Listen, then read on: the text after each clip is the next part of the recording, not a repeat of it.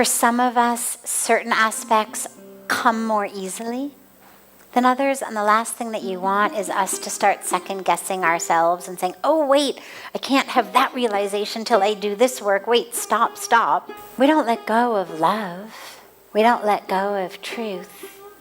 We don't let go of consciousness. When we let go of who we think we are, it's letting go of a narrative, a story. These stories actually are what keep us stuck. These stories are the ways in which we tell ourselves, I am a patient of depression. I am suffering from this illness, that illness. Self-love is actually a beautiful part of that process. Because when I love myself, well, I want myself to be free. I want to give myself the greatest possibility of truth and freedom.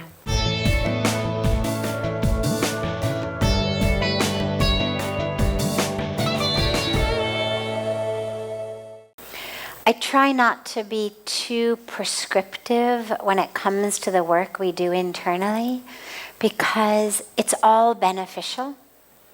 For some of us, certain aspects come more easily than others, and the last thing that you want is us to start second-guessing ourselves and saying, oh, wait, I can't have that realization till I do this work. Wait, stop. You know, something's beautiful and it's blossoming over here, but if you've got in your mind that sequentially something else has to happen first, you're going to block that. So letting go of who we think we are, while also working on self-love, they seem contradictory. And the work can happen simultaneously, or it can happen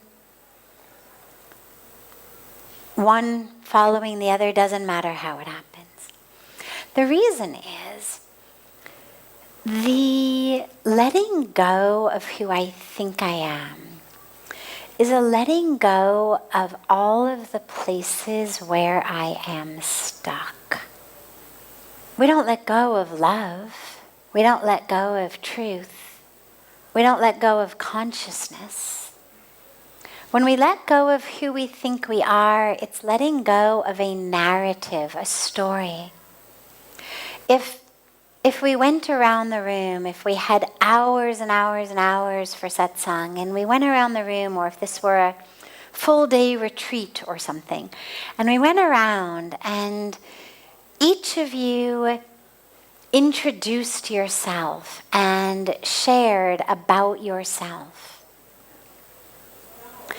we would get lots of different levels of story. We'd get a physical body story, where you're from, how old you are, what your job is, like what you do, what your relationships are, husband, wife, parents, kids, whatever it may be. We'd get an emotional story. What you struggle with, what your challenges are, what your neuroses may be, what the way that your mind works that creates problems for you, you know, maybe what you've learned, what you've overcome. These stories actually are what keep us stuck. These stories are the ways in which we tell ourselves, I am a patient of depression. I am suffering from this illness, that illness. I am an alcoholic. I am a drug addict. I am the child of an alcoholic. I'm the child of a drug addict. I am this. I am that. I am too old. I am too young. I am too fat. I am too skinny. I am too afraid. I am too reckless. I am. All of these are stories we tell ourselves about ourselves. And they keep us stuck.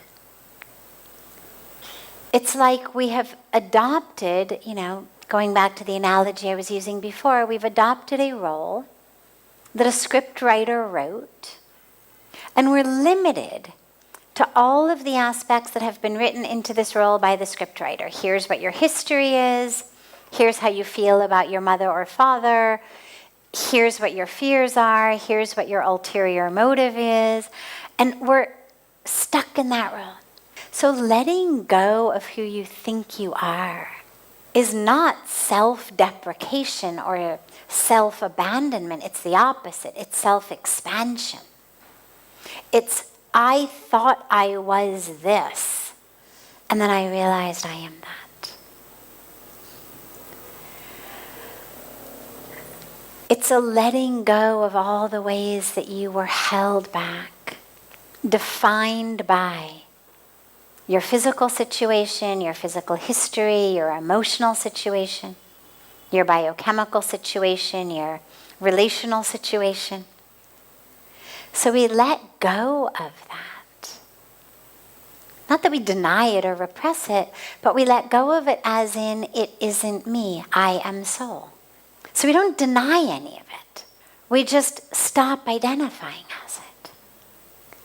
We start to work on identifying as soul, as spirit, as consciousness, as love, as divinity, as that which is unchanging in a physical form that is constantly changing, and whose situations and circumstances and experiences are constantly changing. Self-love is actually a beautiful part of that process. Because when I love myself, well, I want myself to be free. I want to give myself the greatest possibility of truth and freedom, which means I'm going to try to get myself out of jail. Loving the self does not mean loving the story. Loving the self is not, oh, you are so wonderful in this story. We certainly learn to have deep compassion for that which we've been through. We have tenderness for that which we've been through.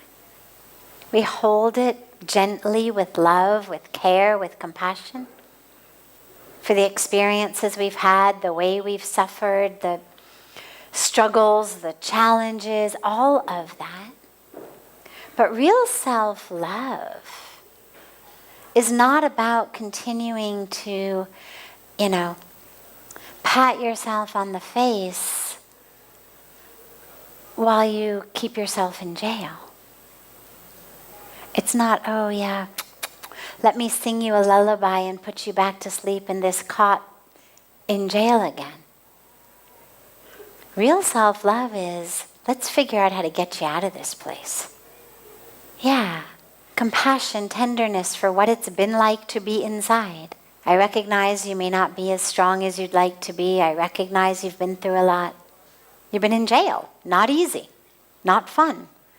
But rather than letting me just give you a lap in which to cry while I join you in jail, self-love is, let's get you out of this place.